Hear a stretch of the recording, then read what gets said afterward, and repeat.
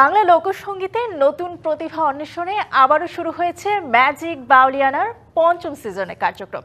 সান ফাউন্ডেশনের উদ্যোগ এবং স্কয়ার টয়লেট্রিজ লিমিটেডের পৃষ্ঠপোষকতায় এবারের সিজনেও নতুন সব গানের প্রতিভা সারা দেশ থেকে বাছাই করে তুলে আনতে তাই চলছে এক মহাযজ্ঞ। এরই ধারাবাহিকতায় শনিবার হয়েছে ঢাকা পর্বের অডিশন রাউন্ড, যেখানে দিনভর অসংখ্য প্রতিযোগী অংশ নেয়।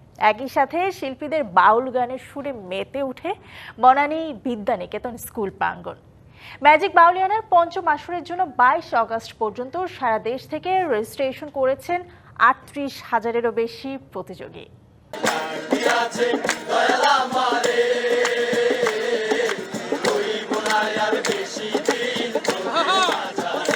গানে গানে এভাবেই নিজেদের প্রস্তুতি সারছিলেন শিল্পীরা। কেউ ধরেছেন আধুনিক গান, কেউ আবার আধ্যাত্মিক লোকজ গান, কেউ বা গানের সাথে তাল মেলাতে বাজাচ্ছেন সাথে থাকা বাদ্যযন্ত্রটি।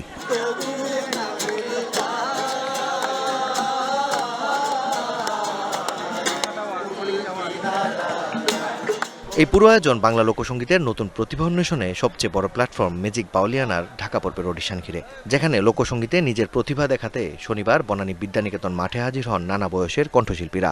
আমার ইচ্ছা আমি স্কার্ট পেতে চাই। বয়স তো মাত্র একটা সংখ্যা, ভালো গানকে ভালোবাসি বলেই আজকে এখানে আমরা অনেক দূর থেকে এসেছি। আমি অবশ্যই পূর্ণতা নিয়ে যেতে চাই। আমি টিকবো কিনা জানি না, তবে ভালোবাসার জায়গা থেকে এসেছি। প্রত্যাশা তো সবারই থাকে সামনের দিকে যাওয়ার, অবশ্যই আমার যোগ্যতা অনুযায়ী আমি এগিয়ে যাব, এটা আমার বিশ্বাস। জাস্ট দেখতে আসছি যে আমি কতটুকু পারি। আসলে আমি জানি আমি পারবো না, কিন্তু জাস্ট আসলাম যে কতটুকু পারি দেখার জন্য।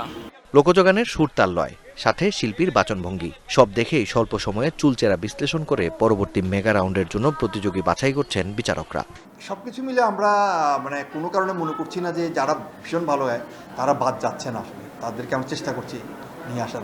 লোকসঙ্গীতের সাথে তো আমাদের একটা আত্মিক একটা নারীর একটা সম্পর্কে আছে।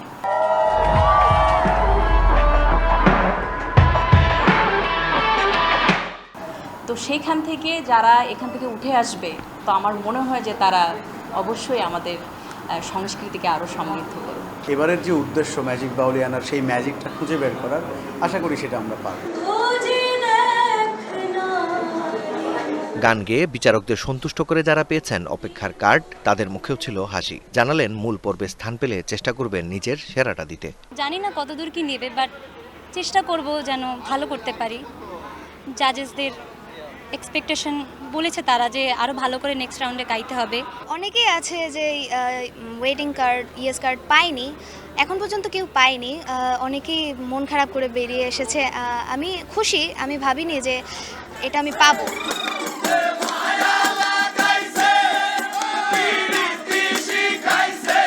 আয়োজকেরা বলেন, বাংলা লোকসঙ্গীতের ঐতিহ্য ও সংস্কৃতি অটুট রাখতে এবং ভবিষ্যৎ প্রজন্মের কাছে লোকজ গানকে পৌঁছে দেওয়ার যে প্রচেষ্টা, তারই ধারাবাহিকতায় হচ্ছে এবারের আসর। আমাদের পার্টিসিপেন্টদের উৎসাহ উদ্দীপনা দেখে আমরা আসলে অনেক আন্তরিকভাবে আনন্দিত।